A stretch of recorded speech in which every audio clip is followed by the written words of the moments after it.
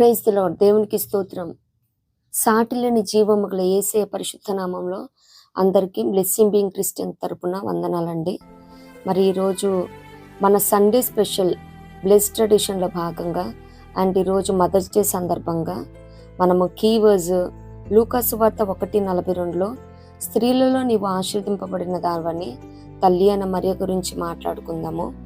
ఈ విషయం ఏంటంటే, మనం మరియ గారు పరిశుద్ధ లేఖనాలలో ఎక్కడెక్కడైతే కనిపిస్తూ ఉన్నారో ఆవిడ కనిపించిన ప్రతి సందర్భం కూడా ఒక పాఠ్యాంశంగా తీసుకోవటం జరిగింది. అలాగే మేరీ, మరియా అనే మాటకి అర్థము ప్రియమైన లేదు చేదు అనే అర్థం ఉంది. మరి మొట్టమొదటిగా మనం చూసినట్లయితే తల్లి అయిన మరియా తన పుట్టుకకు ముందే ప్రవచనాలు ఉన్నాయండి. మరి కన్యక గర్భం ధరించి కుమారుని కంటదని యెషయా గ్రంథం 7:14లో చెప్పడం జరిగింది. మొట్టమొదటిగా చూసినట్లయితే లూకాసు వార్త 1:28. ముందు ఈవిడ గురించి తెలుసుకుందాము. నజరేతు అనే ఊరికి సంబంధించిన కాపురస్తురాలు, దావీదు వంశస్థురాలు, అలాగే ఒక పురుషునికి ప్రధానము చేయబడిన కన్యక ఉన్నది. మరి లూకాసు వార్త 1:28లో చూస్తే మొట్టమొదటిగా ప్రతి తల్లి కూడా దేవుని తోడు కలిగి ఉండాలని, ఆ దినాలలో మరి ఆ దేశంలో అనేక మంది కన్యకులు మరియమ్మ గారితో పాటే ఉండి ఉండొచ్చు. కానీ తన అనాదికాల ప్రణాళికలో దేవుడు ఎంతో ఫిల్టర్ చేసి ఈ మరియమ్మ గారిని దైవ కుమారుని భూమి మీదకి నరావతారిగా పంపించడానికి ఈ కన్యకను సెలెక్ట్ చేయటం జరిగింది. మరి ఆవిడ ఎంత దీనురాలైతే దయను ప్రాప్తంగా పొందుకుంది. దయాప్రాప్తురాల, నీకు శుభము, దేవునికి తోడే ఉన్నాడని లూకాసు వార్త 1:28. మరి మనం కూడా highly favoured and God should be with us. ప్రతి తల్లిగా మనం కూడా దేవుని తోడు కాపుదల కలిగి ఉండాలి. ఒక ఇంటికి కోడలను తేవాలంటే అటేడు తరాలు ఇటేడు తరాలు చూసి ఎన్నో ఎంక్వైరీలు, ఎన్నో టెస్టులు చేస్తే కానీ మరి నేటి దినాలలో కూడా మరి మా పరిచర్యకు ఉపయోగపడుతుందా, పాటలు పాడుతుందా, ఇన్స్ట్రుమెంట్స్ ప్లే చేస్తుందా, మరి హెచ్చరిక మాటలు ఇవ్వగలుగుతుందా, ఇన్నిన్ని రకాలుగా ఒక క్రైస్తవ కుటుంబానికి, సేవకుల కుటుంబానికి కోడలను తేవాలంటే చూస్తుంటే, మరి అలాంటిది తన అద్వితీయ కుమారుణ్ణి లోక పాపాల నుండి, శాపం నుండి లోకాన్ని మరి రక్షించడానికి, అందరి పాపాలని పవిత్రం చేయటానికి మరి ఒక స్త్రీని సెలెక్ట్ చేస్తున్నారంటే మన దేవాది దేవుడు ఎన్ని రకాల పరీక్షలు, ఎన్ని రకాల పరిశోధనలు చేస్తే ఈ తల్లి అయిన మరియ గారిని ఎన్నుకుంటారండి. సో ఈ తల్లి అయిన మరియ గారికి ఏవేవి లక్షణాలు అయితే మరి కలిగి ఉన్నారు లేఖనాల ప్రకారం, తల్లులైన ప్రతి ఒక్కరూ నీవు నేను కూడా కలిగి ఉండాలి. మరి మొట్టమొదటిగా చూసినట్లయితే హైలీ ఫేవర్డ్ అండ్ దేవుని తోడు, దయ, దీనత్వం కలిగి ఉండాలని మనం తెలుసుకోగలుగుతాం. రెండోది చూసినట్లయితే కృపను పొందుకుంది, ఫౌండ్ ఫేవర్, లూకా 1:30లో చూడగలుగుతాం. భయపడకము, దేవుని కృప నువ్వు పొందుకొని ఉన్నావని చెప్పడం జరిగింది. మరి ఆయన కృప మనం భయపడుతున్న సందర్భంలో, బలహీన క్షణాన ఆయన కృప మనల్ని బలపరుస్తుంది. ఆయన కృప శాశ్వతమైనది, ఆయన కృప జీవము కంటే ఉత్తమమైనది. మరి ఎప్పుడు కూడా ఆయన కృపను పొందుకున్నప్పుడు మనకి ఏది తక్కువై ఉండదు. సో రెండో పాయింట్గా ప్రతి తల్లి కూడా దేవుని కృపను పొందుకొని ఉండాలి. మూడోదిగా చూసినట్లయితే పరిశుద్ధాత్మ వరము, హోలీ స్పిరిట్. మరి చెప్పుకున్నాం కదా, ఒక్కొక్క పాయింట్ ధ్యానించాలంటే చాలా సమయం పడుతుంది. ఇప్పటికే 25, అది కూడా స్ట్రీమ్ లైన్ చేసి ఒక్కొక్క దాంట్లో క్లబ్ చేసి కూడా ధ్యానించడం జరిగింది. మరి మూడోదిగా చూసినట్లయితే హోలీ స్పిరిట్. ప్రతి తల్లి కూడా పరిశుద్ధాత్మ అనే వరాన్ని కలిగి ఉండాలి. మరి పరిశుద్ధాత్మ పొందుకున్నప్పుడు దేవుని శక్తి మనకి కలుగుతుంది. అలాగే ఆలోచన, వివేకంతో నడిపించబడతాము. మరి ప్రతి తల్లి కూడా మరి ఏ సమయంలో ఏ రీతిగా బిడ్డల్ని దైవికంగా నడిపించాలో, మరి సంఘాన్ని నడిపించాలో ఈ పరిశుద్ధాత్మ అనే వరము కంపల్సరీ. మరి మన బలహీన క్షణాన పరిశుద్ధాత్మ మనల్ని నిలబెడుతుంది, నడిపిస్తుంది, పోషిస్తుంది, బలపరుస్తుంది, స్థిరపరుస్తుంది. మరి విశ్వాసయానంలో ముందుకి కొనసాగించబడాలంటే బిడ్డలు కానీ, సంఘాలు కానీ, ప్రతి దైవజనరాలు, ప్రతి తల్లి, ఆత్మీయ తల్లి కానీ మరి భౌతికమైన తల్లి కానీ పరిశుద్ధాత్మ అనే వరాన్ని కలిగి ఉండాలి. అలాగే 4వదిగా చూసినట్లయితే 4th పాయింట్ తగ్గింపు, బీ హంబుల్. ప్రతి తల్లి కూడా తగ్గించుకొని ఉండాలి. లూకాసు వార్త 1:38 ప్రభు దాసురాలను అని తనను తాను తగ్గించుకోవటం జరిగింది. మరి యెషయా 66:2 ఎవరు దీనుడైన ఆ మాట విని అనుకున్న వారినే నేను దృష్టించుచున్నానని దేవుడు చెప్తున్నట్టు, మరి తల్లి దీనత్వాన్ని బట్టి మరి అంతమంది ప్రపంచంలో కన్యకలు ఉన్నా కానీ ఆ దినాలలో మరి మరియమ్మ గారిని దృష్టించడానికి, ఆవిడనే దర్శించడానికి కూడా ఈ దీన మనసే కారణమై ఉండొచ్చు. మరి ఏదైనా మంచి టాస్క్, దేవుడు ఏదన్నా ఒక పనిని అప్పచెప్పాలంటే నీ పేరు నా పేరు అట్లీస్ట్ నామినేట్ చేయబడాలంటే, ఆ పని కొరకు మరి ఏర్పాటు చేయబడాలంటే తగ్గింపు అన్నది కూడా చాలా అవసరమే ఉన్నది. అని సన్నిధులు ఎప్పటికప్పుడు మనం తగ్గించుకోవాలండి. హెచ్చిపోవటానికి ఈ లోకంలో ఏది లేదు మనకంటూ. మనం ఏమై ఉన్నామో అది దేవుని ఆయన కృప, ఆయన కనికరం. మనం ఏమేమైతే ఈ ఆత్మీయ జీవితంగా కానీ భౌతికంగా కలిగి ఉన్న ప్రతి స్టేటస్ కూడా ఆయన ఇచ్చింది.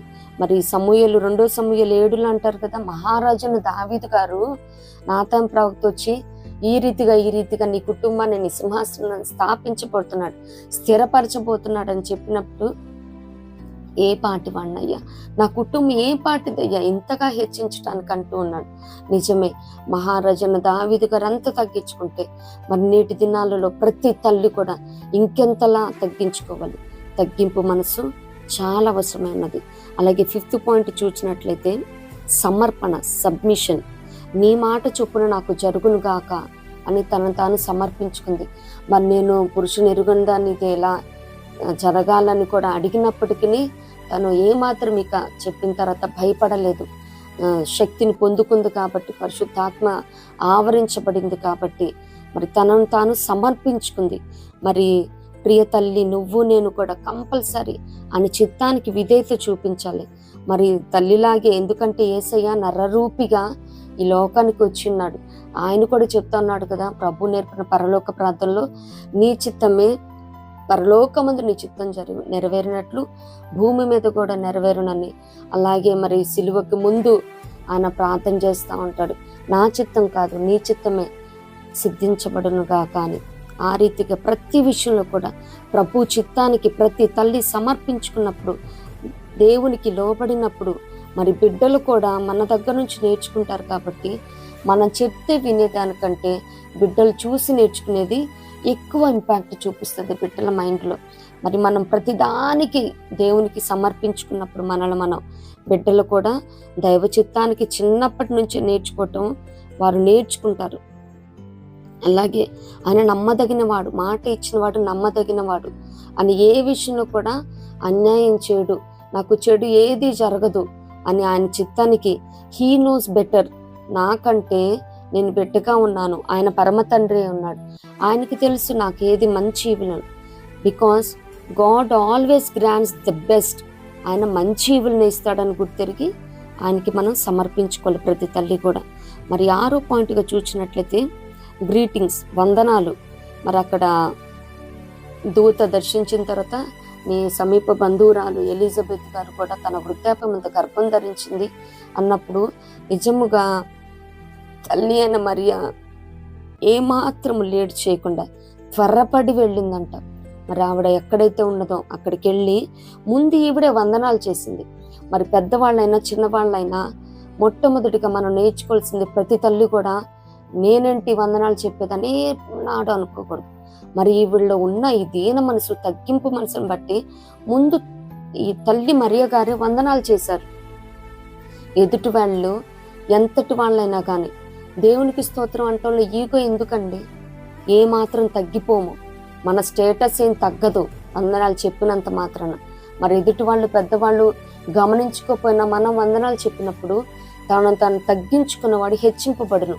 దేవునికి స్తోత్రం అంటే ఏదో కాదు, నువ్వు నేను బతుకున్నాం, అందుని బట్టి దేవునికి స్తోత్రం. మరి చనిపోయిన వాళ్ళ దగ్గరికి వెళ్ళి దేవుని స్తోత్రం అని చెప్పాం కదా, మరి వాళ్ళు కూడా చెప్పలేరు కదా. మనం బతుకున్నాం దేవుని స్తుతించడానికి అని ఈ రీతిగా ఒకరికొకరు గ్రీట్ చేసుకోవాల్సి ఉంది. మరి మనం చెప్తున్నప్పుడు వందనాలని మన బిడ్డలు కూడా నేర్చుకుంటారు, ఇలా వందనాలు చెప్పాలి అని. మరి మాటి మాటికి కూడా మనం ప్రతిదీ కూడా దేవుని దగ్గర నుంచి ఆత్మీయ అనుభవాలు తల్లులు అయినప్పటికీ మనం నేర్చుకుంటూ ఉండాలి. ఈ విశ్వాసయానంలో ప్రతిదీ కూడా సంపూర్ణ మగుటకు సాగిపోతా ఉన్నాం కాబట్టి ముందు వందనాలు చెప్పటం ఏ మాత్రం సిగ్గుగా భావించొద్దు. అలాగే మేము తల్లులు, మేము చెప్పకూడదని ఎక్కడే రూల్స్ లేవు. మనం తగ్గించుకుంటే హెచ్చింపబడతాము. మన బిడ్డల తర్వాత వాళ్ళు మనం చూసి నేర్చుకుంటారు. వందనాలు చెప్పటం ప్రతి తల్లి కూడా తగ్గింపు మనసు అన్నది కలిగి ఉండాలని ఈ మరియం తల్లి గారి దగ్గర నుంచి మనం నేర్చుకోవాల్సి ఉంది. అలాగే 7వ పాయింట్ చూసినట్లయితే స్త్రీలలో ఆశీర్వదింపబడిన దానవు, బ్లెస్డ్ మదర్ అని మరి ఎలిజబెత్ గారు కూడా ప్రవచనాత్మకంగా చెప్తా ఉన్నారు. మరి ప్రతి తల్లి కూడా ఒక ఆశీర్వదింపబడిన తల్లిగా ఉండాలి. మరి తల్లి ఆశీర్వదించబడితే బిడ్డలకు కూడా ఆశీర్వాదం అనేది పెంపారుతుంది, వారిలో కూడా వస్తుంది. మన రక్తమే కదా బిడ్డల్లో ఉంటుంది. మరి మనం ఏం బోధిస్తూ ఉంటామో సంఘస్థులు బిడ్డలు కూడా అదే కలిగి ఉంటారు కదా. మరి తల్లి అలవాట్లు బిడ్డలకు వస్తాయి. ఆశీర్దింపబడిన దానివైతే ఆ తరతరాలు ఈ దీవెనలన్నీ నీ మీదికి వచ్చి నీకు ప్రాప్తించిన డ్యూటానమీ 20th చాప్టర్లో ఉన్నట్టు ప్రతి తల్లి కూడా ఆశీర్దింపబడిన తల్లే ఉండాలి. మరి సామెతలు 31:28 ఉంటుంది కదా, ఆమె కుమారులు ఇచ్చి ఆమెని ధన్యురాలు అంటారంట. మరి నేటి దినాలలో బిడ్డలు అసలు తల్లిని గౌరవించరు, చాలా ఈజీగా తృణీకరిస్తూ ఉంటారు. ప్రపంచంలో ఏ వ్యక్తినైనా తృణీకరిస్తున్నారు, ఏ మాట అంటే ఆ మాట అంటున్నారంటే అది కేవలం తల్లి మాత్రమే పడుతుంది. మిగతా ఏ వ్యక్తి కూడా తండ్రిని అన్నా కానీ ఏరా పెద్దవాడు అయిపోయావా తండ్రికి ఎదురు చెప్తున్నావు అంటారు, కానీ తల్లి మాత్రం ఎప్పుడు కూడా ఆ రీతిగా అనుకోదు. కానీ బిడ్డలు లేచి ధన్యులు అంటున్నారంటే మరి ఆ తల్లి జ్ఞానం గల స్త్రీ ఏ రీతిగా తన ప్రవర్తన కనిపెట్టుకున్నది, ఏ రీతిగా ఆశీర్దింపబడినదో చూస్తూ ఉన్నాము. మరి మై మామీ ఈ super, she spiritual, she strong, emotional కంట్రోల్లో ఉంటుంది, బ్లెస్డ్ అని నా మోడలు, నా ఫ్రెండు, నా గైడు అని బిడ్డలు అనగలుగుతున్నారంటే then you're truly a blessed mother. దాన్ని బట్టి దేవునికి స్తోత్రం. మరి తన యజమాని కూడా లేచి ప్రోబ్స్ 31:29లో మరి చాలా మంది స్త్రీలు ప్రతివతా ధర్మాన్ని పాటిస్తున్న వారందరినీ నువ్వు మించిన దానివి అని యజమాని కూడా పొగుడుతూ ఉన్నాడంట. మరి మన యజమాని మరి మనల్ని ప్రేమించి ఇచ్చిన బిడ్డలను బట్టి నువ్వు చాలా మంచిగా పెంచావు బిడ్డల్ని, మరి సంఘాన్ని నడిపిస్తున్నావు, భళా నమ్మకమైన మంచి తల్లి, మంచి దాసురాల అని అనగలుగుతున్నారా? ఆ రీతిగా స్టేట్మెంట్ చేస్తే నిజంగా అంతకంటే ఆశీర్వదింపబడిన తల్లి ఈ భూమి మీదే ఉంటుందండి. మన నిత్యముగా బిడ్డల్ని శపిస్తూ, దూషిస్తూ, ద్వేషిస్తూ ఉంటాం కాదు, కానీ నువ్వు ఆశీర్వదింపబడిన తల్లివైతే నిజముగా బిడ్డలు కూడా ఆశీర్వదింపబడతారు. నిత్యముగా వారు ఏ మాత్రం మార్గం తొలగరు. Children are God's children, we are just guardians. పిల్లలు దేవుని పిల్లలండి. వాడిని దూషించడానికో, ద్వేషించడానికో, శపించడానికో మనకి ఇవ్వలేదు మందని కానీ పిల్లల్ని కానీ. మనం ఆశీర్వదింపబడాలి. అలాగే బిడ్డలను కూడా ఆశీర్వాదపు మరి పరలోక యానంలో, విశ్వాసయానంలో నడిపించాలి. మనలో ఒక గార్డియన్గా, కాపలాదారుగా ఇచ్చాడు బిడ్డల్ని. ఏ మాత్రము కూడా బిడ్డల్ని తృణీకరించకూడదు, వాన్ని గాయపరచకూడదు. మరి మాటల ద్వారా ఏమి, చేష్టల ద్వారా ఏమి బిడ్డల్ని ఏ మాత్రం కూడా గాయపరచకూడదు. బిడ్డలు ఆ రీతిగానే ఉంటారు. ప్రతి బిడ్డ యునిక్. ఒక బిడ్డ ఉన్న మనస్తత్వం ఇంకో బిడ్డ ఉండదు, కానీ తల్లి ఒక్కతే కదా. బిడ్డలు ఎంతమంది ఉన్నా కానీ తల్లి ఒక్కతే. బిడ్డల మనసు ఎరిగి మరి ఆశీర్వదింపబడిన దానివి కదా, దేవుని కృపను పొందుకున్నావు కదా, తగ్గింపు ఉంది కదా నీకు. మరి ఇప్పటిదాకా తెలుసుకున్న ప్రతి పాయింట్ పరిశుద్ధాత్మ ఉంది కదా. వివేచించి ఏ బిడ్డతో ఏ రీతిగా ఉంటే బిడ్డ సన్మార్గంలో వస్తుంది, ఆశీర్వదింపబడుతుంది. మరి తప్పిపోయిన బిడ్డ వస్తుంది. ఈ రీతిగా ఆశీర్వదింపబడిన తల్లిగా ఇది నీ కర్తవ్యమే ఉన్నది. అలాగే 8వ పాయింట్ చూసినట్లయితే ప్రవచన వరం.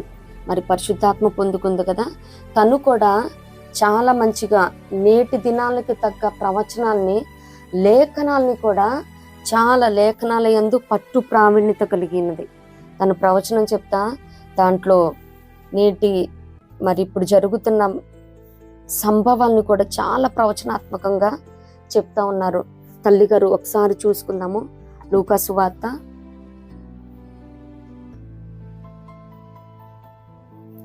'లూకా సువార్తలో చూసుకున్నట్లయితే 1వ అధ్యాయము 46 నుంచి 55 వరకు, 50 నుంచి చదువుతున్నాను. ఆయనకు భయపడి వారి మీద ఆయన కనికరము తరతరములుండును. ఆయన తన బాహువుతో పరాక్రము చూపెను. వారి హృదయముల ఆలోచన విషయమై గర్విష్ఠులను చెదరగొట్టెను. సింహాసనముల నుండి బలవంతులను పడద్రోసి దీనులను ఎక్కించెను. ఆకలిగనున్న వారిని మంచి పదార్థములతో సంతృప్తిపరిచి ధనవంతులను వట్టి చేతులతో పంపివేశెను. అబ్రహామునకును అతని సంతానమునకును యుగాంతము వరకు తన కనికరము చూపి జ్ఞాపకము చేసుకుందునని తన పితరులతో సెలవిచ్చినట్టు ఆయన తన సేవకుడైన ఇశ్రాయేలునకు సహాయము చేసెను. దేవుని స్తోత్రం. హల్లెలూయా. మరి తల్లిగారు చాలా లేఖనాలను కూడా చాలా మంచిగా ప్రావీణ్యం సంపాదించుకున్నారు. ఎందుకంటే ఇక్కడ అబ్రహాం, ఇస్సాకు, యాకోబులతో చేసిన నిబంధనను కూడా జ్ఞాపకం చేసుకుంటా ఉన్నారు. ప్రతి తల్లి కూడా ప్రవచన వరాన్ని మందని బలపరచాలంటే ఈ వరం కూడా చాలా అవసరం అన్నది. అలాగే బిడ్డల పక్షంగా కూడా ఈ వరము దేవుని యొద్ద నుండి అనేకమైన అద్భుతమైన కార్యాలను, ఆశీర్వాదాలను చూడగలుగుతుంది. కాబట్టి ప్రతి తల్లి కూడా ప్రవచన వరాన్ని కలిగి ఉండాలి.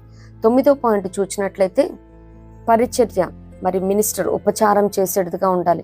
లూకాసు వార్త 1:56 చూసినట్లయితే వృద్ధ గర్భిణి ఎలిజబెత్ గారి దగ్గర 3 నెలలు ఉండి ఉపచారం చేసి, అంటే అక్కడ ఉన్నారు అంటే ఉపచారం చేశారనే కదా. త్వరపడి వెళ్ళి వృద్ధాప్యంలో నా బంధువురాలు ఎలిజబెత్ గారు గర్భంతో ఉన్నారని త్వరపడి వెళ్ళి వందనం చేసి దేవుడే తనని సెలెక్ట్ చేశారంటే తల్లిగా ఉండటానికి నరరూపిగా దైవ కుమారుడైన యేసే కంటే చాలా తగ్గింపు మనసు కలదు. కాబట్టి ఉపచారం చేసింది. మేము ఎంతమంది దైవజనులు చేస్తే మేము ఎంత స్టేజ్లో ఉన్నామని మాత్రం కాదండి. ఉపచారం అంటే అది క్రియలు మాత్రమే కాదు, కానీ బలపరిచేడు మాటలు కూడా ప్రతి తల్లి కలిగి ఉండాలి. చెయ్యాల్సి వస్తే ఉపచారం చెయ్యాలి, తప్పులేదు. అంతకు ముందే దేవుని దూత దర్శించి నువ్వు దైవ కుమారుడికి నువ్వు తల్లి కాబోతున్నావు, నువ్వు కృపను పొందుకున్నావు, స్త్రీలందరిలో ఆశీర్వదింపబడిన దానివని ప్రవచనం చెప్పిన ఇవేమి తల్లి అని మరియా తలకెక్కించుకోలేదు. కానీ నేను తల్లిని, ప్రపంచానికి ఆశీర్వదింపబడిన స్త్రీని, నేను పరమ తల్లిని, మహారాణిని అలా అనుకోలేదు. కానీ చాలా తగ్గించుకొని ఉపచారం చేసింది. అవసరమైతే చేయటంలో ఏమాత్రం తప్పు లేదు. మన బిడ్డలకి మనం ఉపచారం చేయటంలో తప్పు లేదండి. అది ఏ రకమైన పరిచర్య అయినా ప్రతి తల్లి కూడా తగ్గించుకొని ఆ రీతిగా చేయబద్ధులమై ఉన్నాము.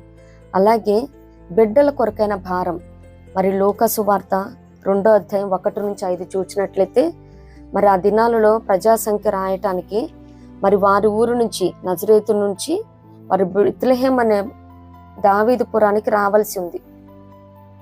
అంత హెవీ ప్రెగ్నెంట్ అయినప్పటికీ ప్రయాణం చేయాల్సి వచ్చింది.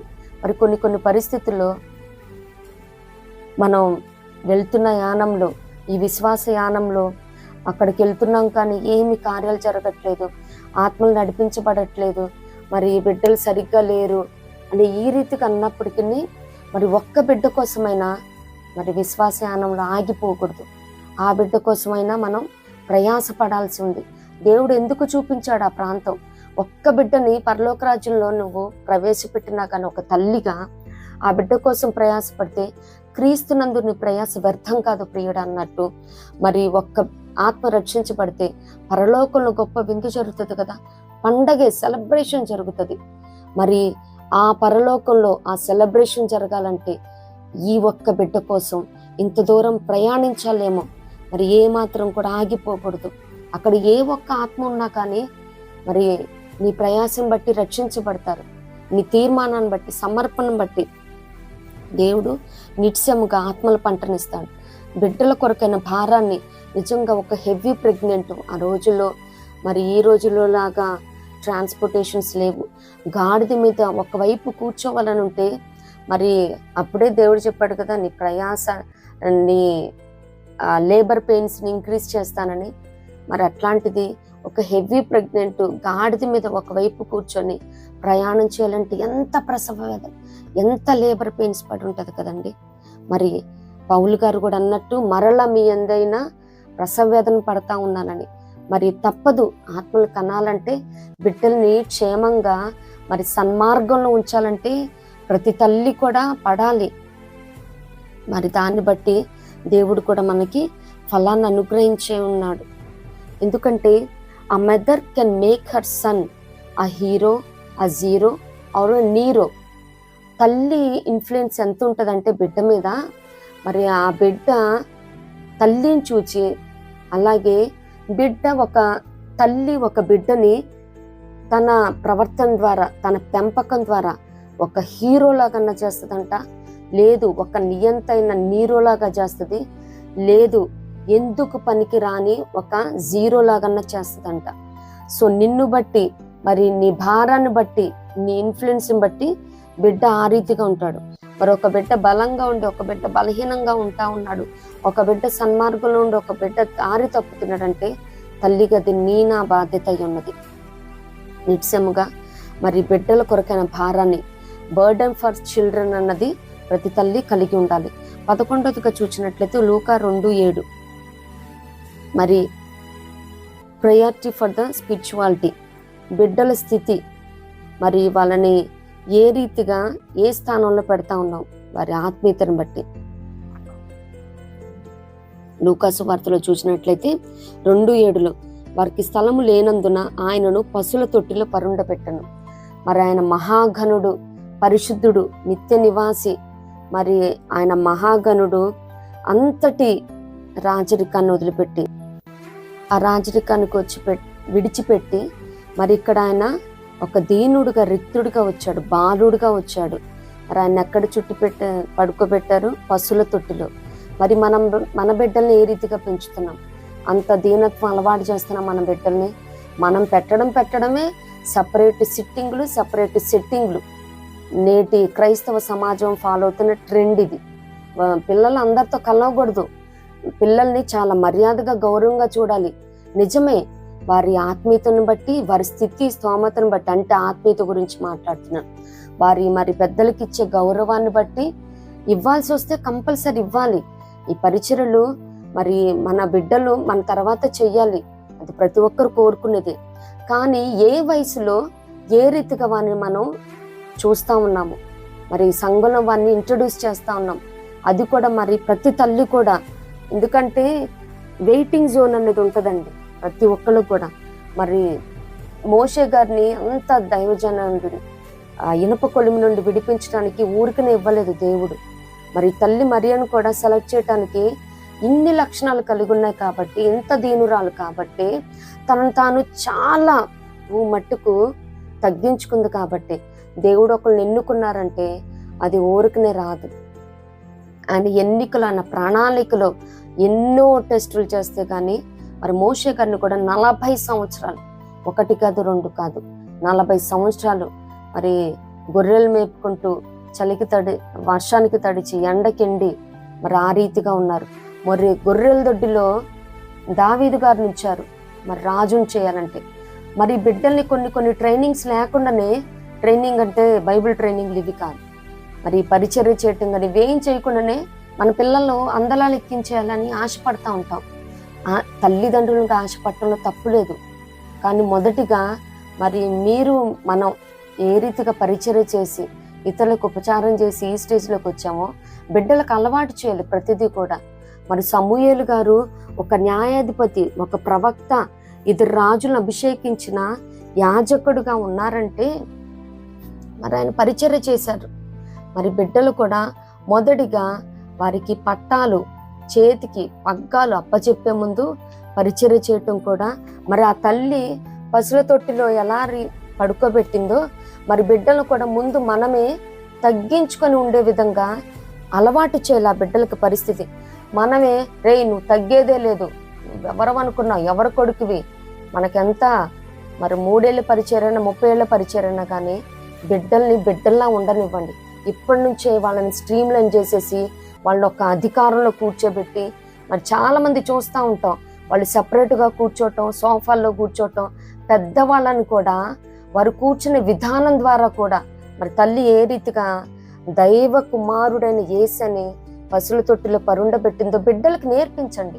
వారికి తెలియదేమో, అమ్మా ఇంకా సమయం ఉంది, అరే అబ్బాయి ఇంకా టైం ఉంది, నువ్వు అందరిలో తగ్గించుకొని ఉండాలి. మరి ఈరోజు రేపు విశ్వాసులు కూడా చాలా జ్ఞానంగా ఉంటున్నారు, వాళ్ళన్నీ చూస్తున్నారు. మనం ఏదైతే అది చెల్తే కాదండి. బిడ్డల్లో ఉన్న త్యాగాన్ని బట్టి, సమర్పణ బట్టి, దీనత్వాన్ని బట్టి, మరి వాళ్ళు చూపిస్తున్న మంచి నడవని బట్టి ఆకర్షించబడతారు. మరి మాటే సరిగ్గా లేకపోతే, కూర్చునే విధానమే సరిగ్గా లేకపోతే, మేము ఇది అని తగ్గించుకోకుండా ఉంటే రారు. మందని మనం సమకూర్చుకోవాలంటే ప్రేమ కలిగి ఉండాలి, వారితో కలిసిపోవాలి.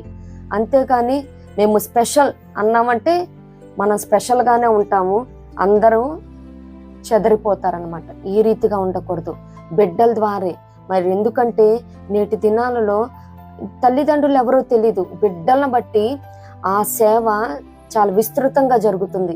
మరి ఎక్కడ చూసినా లక్షల మంది నడిపించబడుతున్నారు, వేల మంది. అంటే వాళ్ళ తల్లిదండ్రులు తెలీదు. మరి వారికి ఉన్న తగ్గింపును బట్టి, ఆ బిడ్డలు చేసిన పరిచయను బట్టి నేటి దినాలలో వారు వాడబడుతున్నారు. అంతెందుకు, మోషే గారిని అలాగే దావీదు గారిని చెప్పుకున్నాం కదా, ఎంతో తగ్గించుకుంటే గానీ దేవుడు ఆ ఘనతను ఆధిక్యతను ఇవ్వరు. సో బిడ్డలకి మనం ఎప్పటికప్పుడు చెప్తూ ఉండాలి, అమ్మ ప్రేమగా ఉండాలమ్మా, అందరికి వందనాలు చెప్పండి, తగ్గించుకొని ఉండండి. ఎంత తగ్గించుకుంటే అంత హెచ్చించబడతాము. మరి దావీదు గారు కూడా ఎంతటోనయ్యా నేను, ఇంతగా నన్ను హెచ్చిస్తున్నా. ఎప్పటికప్పుడు మనం హెచ్చిపోవటానికి ఏమీ లేదు. మనం ఏమై ఉన్నామో అది కేవలం ఆయన నిన్ను నన్ను ప్రేమించి ఇచ్చారండి, అంతకంటే ఏం లేదు. మన నమ్మకస్తులమన, మంచివారమన, ఏ మంచి మనలో లేదు. నమ్మకస్తులమైన వారు కాకపోయినప్పటికీ ఆయన ఇచ్చారు. సో ఆయన ఇచ్చిన దాన్ని బట్టి నిత్యముగా మనం తగ్గించుకోవాల్సిన వారమే ఉన్నాము.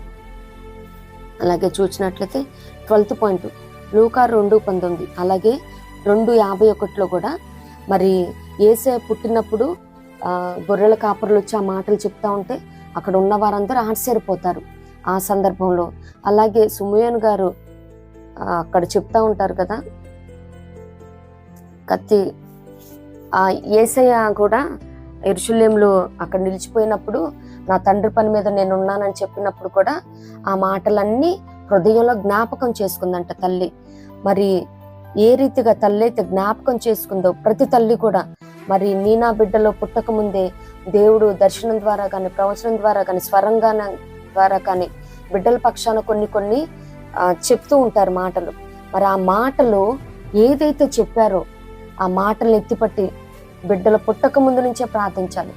పుట్టారు కదా, ఇప్పుడు మన బిడ్డలు మనకున్నారు కదా, ఆ మందను బట్టి కానీ, ఆ బిడ్డల గురించి కానీ ఆ మాటలను ఎత్తిపట్టి మనం ఆ ప్రామిసెస్ని క్లెయిమ్ చేయాలి. బిడ్డల పక్షాన ఉన్న ప్రతి మాటని ప్రతి తల్లి హృదయంలో జ్ఞాపకం చేసుకొని భద్రపరుచుకుని, వి మస్ట్ క్లెయిమ్ ప్రామిసెస్. నా బిడ్డకి ఇలా చేస్తానన్నావు కదా ప్రభా, ఈ రీతిగా హెచ్చిస్తానన్నావు, ఈ రీతిగా వాడుకుంటానన్నావు అని బిడ్డలు ఆ కార్యం చూసేదాకా తల్లిగా ప్రార్థించాలి, పోరాడాలి, కనిపెట్టాలి, ఫలాన్ని పొందుకోవాలి. ఏ మాట విన్నా కానీ దేవుని దగ్గర నుంచి, దేవుని ప్రజల నుంచి నిత్యంగా ఆ మాటని మనం నిత్యంగా స్థిరపరిచే రీతిగా క్లెయిమ్ చేయాలి. అలాగే ఏదైనా చెడు మాట బిడ్డల కోసం మనం వింటే, ఎవరైనా చూసి చెప్పిన సందర్భం కానీ, లేదు దర్శనం కానీ, ప్రవచనం కానీ, మరి చెప్పిన వాళ్ళని మనం ద్వేషించడం, దూషించడం కాదు. కానీ మరి అది వాస్తవమే అయితే బిడ్డలు ఆ పరిస్థితిలో ఉంటే వారిని పిలవాలి, మాట్లాడాలి. ఏలీ గారు చేసింది అదే కదండి. 2 సమూయేలు 2:22-26 మరి అక్కడ పరిచర్య చేయటానికి స్త్రీలు వస్తే, మీరు ఈ రీతిగా చేస్తున్నారు, నాకు వినబడిన మాట మంచిది కాదు, నా బిడ్డలారా ఈ రీతిగా చేయటం తగదు అని 2 సమూయేల్లో మరి తండ్రి మాట్లాడుతూ ఉన్నాడు. అయితే బిడ్డలు ఏమాత్రం వినిపించుకోలేదు. వినిపించకపోతే ఏమయ్యారు? సో మనం మాత్రం చెప్తానే ఉండాలి, వింటే బాగుపడతారు. కానీ ప్రతి తల్లి బాధ్యత అయి ఉన్నది బిడ్డల్ని సన్మార్గంలో నడిపించడం. ఏ మాట తల్లి దాకా వచ్చినా కానీ అది మంచిదైతే అది స్థిరపరచబడాలి, నెరవేరాలని ప్రార్థన చేయాలి. లేదు చెడు మాట అయితే నిత్యముగా వాణ్ణి గద్దించాలి, వాణ్ణి సన్మార్గంలో పెట్టడానికి ఖండించాలి. అక్కడనే ఆ రీతిగా ప్రతి తల్లి కూడా హృదయంలో ప్రతి మాటని జ్ఞాపకంలో ఉంచుకోవాలి. మరి ఏ సామెతలు ఉంటది కదా, మేలు కోరి స్నేహితుడు గాయములు చేయను, పగవాడు లెక్కలేని ముద్దులు పెట్టును. మరి ఏ మాట అయినా కానీ గాయపరుస్తుందంటే అది వారి మేలు కోసమని బిడ్డలుగా కూడా గుర్తెరగాలి. తల్లి మాత్రం ఏ మాత్రం కూడా బిడ్డలు బాధపడతారేమో, బిడ్డలు గాయపరచబడతారేమో అని మాత్రం కాదు, కానీ నీ దాకా వచ్చిన మాటను బట్టి మరి నీకు తెలుస్తుంది కదా బిడ్డల పరిస్థితి ఏ రీతిగా ఉన్నదో, వారిని ఎప్పటికప్పుడు ఖండిస్తూ బుద్ధి చెప్తూ వారిని సన్మార్గంలో ఉంచే బద్దులమై ఉన్నాం. మరి 13వ పాయింట్గా చూసినట్లయితే లూకా 2:35, బిడ్డలు కీడు నుంచి తప్పించబడాలి. అలాగే మనం చేస్తున్న టు ప్రొటెక్ట్ ఫ్రమ్ హార్మ్, ఏదైతే కీడు, మరి సుమియోన్ గారు అక్కడ ప్రవచనం చెప్తారు కదా, ఖడ్గం దూసుకుపోతుందని, అది మరి సిలువకు అప్పచెప్తా ఉంటారు దైవ కుమారుడు యేసయ్య అని చెప్పటానికి. మరి ఆ మాట కూడా తల్లిదండ్రులుగా నిత్యంగా ప్రతి తల్లి కూడా మరి ఏదన్నా బిడ్డలకి లేకపోతే మందకి కీడు అపాయం రాబోతుందని తెలిసిన మరుక్షణం నుంచి ప్రతి తల్లి కూడా కీడు తప్పించబడులాగా ప్రార్థించాలి. మరి అబ్బేజు ప్రార్థన చేశాడు కదా, కీడు రాకుండా తప్పించమని. అలాగే పరలోక ప్రార్థనలో యేసయ్య మన ప్రభువు నేర్పిన పరలోక ప్రార్థనలో కూడా కీడు నుండి తప్పించమని ప్రార్థన చేస్తూ ఉంటాడు. ప్రతి తల్లి ప్రార్థన కూడా బిడ్డలకి గొప్ప ప్రాకారంగా, కంచెగా, కాపుదలుగా ఉండి మరి ఏదైతే రాబోతుందో శోధన కానీ బలహీనత కానీ వాటినన్నిటినీ తప్పించాల్సిన బాధ్యత తల్లి మీద ఉన్నది. తల్లి కంచె వేయాలి, ప్రార్థన కంచె, స్తుతి కంచె వేసి ఆ కీడు నుండి బిడ్డను ప్రొటెక్ట్ చేసుకోవాల్సింది. మరి ఎవరిని మృంగుతుమాని వెతుకుచు తిరుగులాడుచున్న గర్జించే సింహం కంట నుండి మరి వాడి నోట నుండి తప్పించాలన్నమాట. మరానాడు మరణ సంహారక దూత రక్తపు గుర్తు కలిగిన ప్రతి గుడారాన్ని దాటిపోయిన రీతిగా నా ప్రార్థన బిడ్డల్ని ఆ ప్రార్థన చే, ఆ రక్తం చే ముద్రించాలన్నమాట. ఆ రక్తంలో బిడ్డలు సీల్ చేయబడాలి. ఆ రీతిగా ప్రతి తల్లి ప్రార్థన కూడా బిడ్డలకి ప్రాకారంగా, కంచుగా ఉండునుగాక. మరి ప్రార్థించే తల్లి బిడ్డల పక్షంగా ఉంటే నిజంగా బిడ్డలు ఆశీర్వదింపబడిన వారేనండి. ప్రార్థన కీడు నుండి తప్పిస్తుంది. ప్రార్థన చేయాలి. నిజంగా ప్రతి తల్లి ప్రార్థన జీవితాన్ని కలిగి ఉండాలి. 14 చూసినట్లయితే లూకా 2:40 అలాగే 52, మరి బాలుడు వయసునందును జ్ఞానమందును వర్ధిల్లుతున్నాడు అని ఉంటది కదా. వయసునందును జ్ఞానమందును పెద్దల దయందు దేవుని దయందును కూడా వర్ధిల్లుతున్నారన్న మాట మనం దేవుని దయ ఆయన మీద ఉందని ఈ రీతిగా మనం చదువుతూ ఉంటాము. మరి ప్రతి తల్లి కూడా ఏ రీతిగా మరి బిడ్డల్ని పోషిస్తుంది, ఏమిచ్చి పోషిస్తుంది. వారు బాల్య దశలో ఉన్నప్పుడు నిజముగా మనం హెబ్రీ 5:12 చూస్తే కాలం బట్టి చూస్తే మీరు బోధించవలసిన వారే ఉన్నారు, కానీ మరలా మూలపాఠాలు బోధించవలసి వస్తుంది. మీరు పాలు తాగాల్సిన వారే కానీ బలమైన ఆహారం మీకు చాలదు అన్నట్టున్నారా? మన బిడ్డలు నిత్యముగా లేఖనాలు ఎందు బాల్య దినం ఉన్నదే శక్తి గల లేఖనాలు ఎందు వారు పట్టు ప్రావీణ్యత కలిగి ఉండాలి. మరి సెయింట్ పౌల్ గారు తిమోతి గారితో అంటున్నట్టు, మరి ఈ భక్తి, ఈ విశ్వాసం నీ అవ్వ దగ్గర నుంచి, నీ తల్లి నుంచి వచ్చింది అని చెప్తున్నట్టు, మరి తల్లిగా మన భక్తి జీవితమే మరి మనకి లేఖనాలు యందు ఏ రీతిగా మన ప్రావీణ్యత మనం కలిగి ఉంటామో బిడ్డలు కూడా అదే ఉంటుంది. మరి మనం పెంచుతున్న రీతిని బట్టి మన బిడ్డలు ఉంటారు. మరి ఎక్కడికన్నా బయటికి వాళ్ళు వెళ్ళాల్సి ఉంటుంది. మరి అక్కడ సంఘాల్లో బిడ్డలు నిలబడాలంటే నిత్యముగా ఈ బలమైన ఆహారం ఇప్పటి నుంచే ప్రతి తల్లి అలవాటు చేయాల్సి ఉంటుంది. You are what you eat అని అంటారు. అంటే నువ్వేం తింటావో నువ్వు ఆ రీతిగా ఉంటావు. హెల్దీ డైట్, న్యూట్రియంట్, ప్రోటీన్స్, మంచిగా కాప్స్ ఉన్న డైట్ తీసుకుంటూ ఉంటే, హై ప్రోటీన్ ఉన్న డైటు, ఆ రీతిగానే ఫ్రెష్ వెజిటబుల్స్, మిల్క్, ఈ రీతిగా తీసుకుంటున్న వాళ్ళు ఎట్లా ఉంటారు? లేదు జంక్ ఫుడ్, కుర్కురేలు, క్రాకర్స్ తినే వాళ్ళు ఏ రీతిగా ఉంటారు? జంక్ ఫుడ్, ఇన్స్టంట్ ఫుడ్స్ మేము చేయలేమండి, మేము సిద్ధపరచలేమండి అని సోమర్తల్లిలాగా బిడ్డలకు అభిస్తే బిడ్డ ఏ రీతిగా ఉంటాడు? వాడు క్షీణించిపోతూ ఉంటాడు, దినదినం వెయిట్ లూజ్ అయిపోతూ ఉంటాడు. కాదు, ఎప్పటికప్పుడు మరి బలమైన ఆహారం ప్రతి తల్లి కూడా సమకూర్చాల్సి ఉంది బిడ్డలకి. మరి చిన్ననాటి నుండే వాళ్ళు బలంగా ఎదగాలంటే, మరి ప్రార్థన జీవితంలో కానీ, విశ్వాస ప్రయాణంలో కానీ బలంగా ముందుకు అడుగు వేయాలంటే, వారి విశ్వాసం పెంపొందించబడాలంటే, వారి విశ్వాస పరిమాణం పెరగాలంటే వారు తీసుకున్న ఆహారం మీద ఉంటుంది. బలమైన ఆహారం ప్రతి తల్లి కూడా పెట్టాల్సి ఉంది.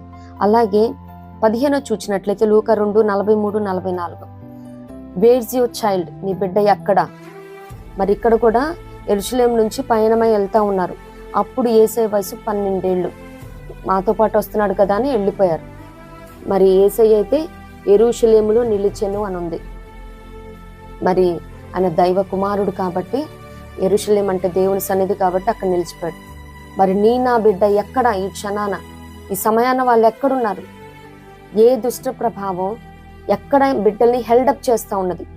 ఏ గ్యాడ్జెట్స్, ఏ మొబైల్స్, ఏ గేమ్స్, ఏ స్పోర్ట్స్, ఏ మ్యూజిక్, ఏ ఫ్యాషన్, ఏ ప్యాషను, ఏ దుష్ట సాంగత్యము, ఏ చెడ్డ కంపానియన్, ఏ రిలేషను బిడ్డల్ని హెల్డ్ చేస్తుంది?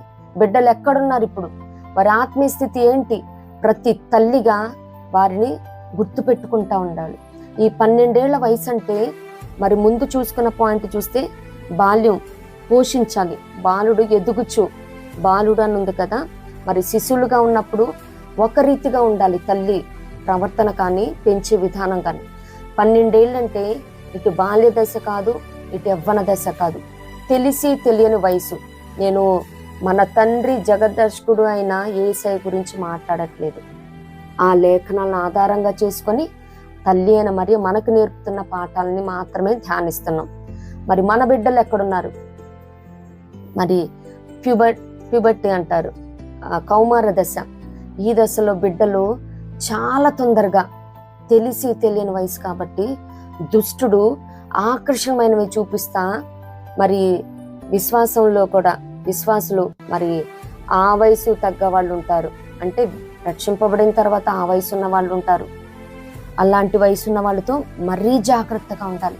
వారిని హత్తుకొని అడ్డు పెట్టుకొని ఉండాలన్నమాట. అంటు పెట్టుకొని మనం ఎక్కడికి వెళ్తే, మరి బిడ్డలను వదిలిపెట్టేసి చాలా మంది, అరే నువ్వు టీవీ చూస్తూ ఉండరా, నేను చర్చికి వెళ్ళి వస్తాను, ఇదిగో ఈ ఫోన్ పట్టుకొని చూస్తూ ఉండు అని వెళ్ళిపోతూ ఉంటాం. బిడ్డలు ఏమేమి వాచ్ చేస్తున్నారు? బిడ్డలు ఎక్కడికెక్కడికి వెళ్తున్నారు?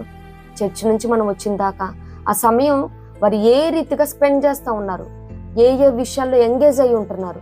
మరి తల్లిదండ్రులుగా మనం ఏ మాత్రం విడిచిపెట్టకూడదు. బిడ్డల్ని మనతో పాటే, మనం ఎక్కడ పరిచర్యకి వెళ్తూ ఉంటే అక్కడికి తప్పులేదు. చిన్ననాటి నుండి వాళ్ళు కూడా తల్లిదండ్రులుగా మనం పడుతున్న ప్రయాస చూస్తారు, వాళ్ళు నేర్చుకుంటారు. మరి ఈనాటి దినాన ఈ లేఖనం ద్వారా మరి మనం బిడ్డలు ఎక్కడున్నారు? కొంతమందికి అసలు ఫుడ్స్ ఇష్టం, రోడ్లమ్మట పడి ఫుడ్స్, షాపింగ్ ఇష్టం, షాపింగ్లో తిరుగుతుంటారు, టూర్స్, ట్రావెలింగ్. మరి టైం స్పెండ్ చేయాలి కదా బిడ్డలతో తిరుగుతూ ఉంటారు.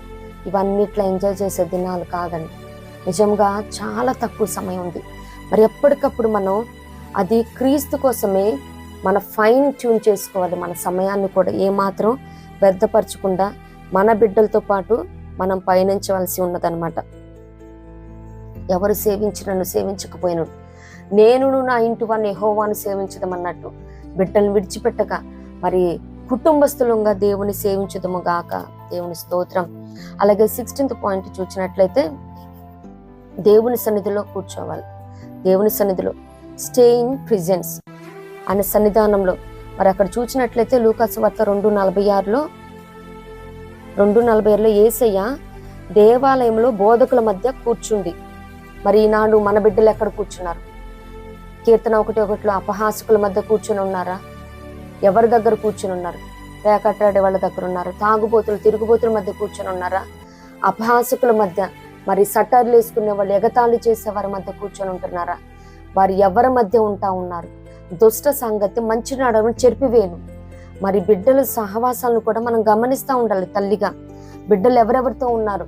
మరి వారి ఆత్మీయ బిడ్డలైనా సొంత బిడ్డలైనా మరి బయటికి వెళ్తున్న తర్వాత వారు ఎవరెవరితో ఉంటా ఉన్నారు? మరి ఎవరితో టైం స్పెండ్ చేస్తూ ఉన్నారు? ఎందుకంటే సహవాసం మంది మంచి వారితో, మరి దైవజనులతో కానీ దేవునామాన్ని గుర్తెరిగిన వారితో కానీ ఉంటే అసాధారణమైన కార్యాలు చేస్తారు. ఇది ఏకీభించి భూమి మీద దేన్ని అడుగుతారో పరలోకమందున తండ్రి వల్ల అది అనుగ్రహించబడుననుంది. మరి వాడు అపహాసకుడైతే బిడ్డ కూడా అదే నేర్చుకుంటా ఉంటాడు. ఎవరి మధ్య మన బిడ్డలు కూర్చుని ఉన్నారు, ఎక్కడ కూర్చుని ఉంటున్నారు, వారి సమయాన్ని ఎక్కడ స్పెండ్ చేస్తూ ఉన్నారు, ఇది కూడా ప్రతి తల్లిగా గమనించబద్ధులమై ఉన్నాము. మరి మనం ఆత్మీయంగా బిడ్డలు దైవ సన్నిధానంలో దైవజనుల దగ్గర వారి మధ్య కూర్చొని ఉంటే అది వారికి ఆశీర్వాదకరం. మరి మోషే గారి దగ్గర యెహోషువ గారు ఉన్నారు, ఏలియా గారి దగ్గర ఎలీషా గారు ఉన్నారు. వారు తప్పిపోయారా? ఏమాత్రం కూడా తప్పిపోలేదు. వారి తర్వాత బలమైన కార్యాలు, రెట్టింపు కార్యాలు చేశారు. మరి నీ బిడ్డల్ని దైవజనుల దగ్గర పంపడానికి అమ్మో వాళ్ళు అలిసిపోతారు, వాళ్ళు టైం కుదరదు అసలు అని అసలు ప్రార్థనలకే పంపరు. అలాంటిది దైవజనుల దగ్గరికి మరి పరిచర్య బిడ్డలు ఇప్పటి నుంచే మరి దైవజనుల బిడ్డలకి పరిచర్య నేర్పించాలి, విశ్వాసులైన బిడ్డలు కూడా పరిచర్య చేయటం. మరి బాలుడైన సమూయేలు ఊరికనే న్యాయాధిపతి, ప్రవక్త, యాజకుడయ్యాడా? యెహోవా ఎదుట బాలుడైన సమూయేలు పరిచర్య చేసిన లేఖనాలు ఉంది. మరి బిడ్డలు కూడా ఎవరి దగ్గర కూర్చుంటా ఉన్నారో మరి ప్రతి తల్లిదండ్రులుగా మనం జ్ఞాపకం చేసుకోవాలి, గుర్తెరగాలి. మరి అబ్రహాం గారు గుడారం దగ్గర కూర్చొని ఉన్నారు.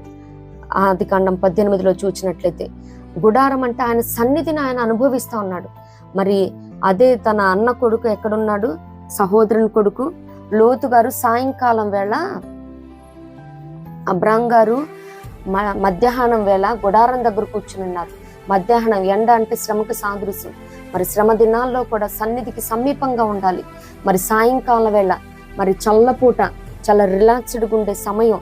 మరి అంతా క్షేమంగా ఉన్న దశలో ఆయన చక్కగా రచ్చబండ దగ్గర కూర్చొని, గవిని దగ్గర కూర్చొని ఉన్నాడంట.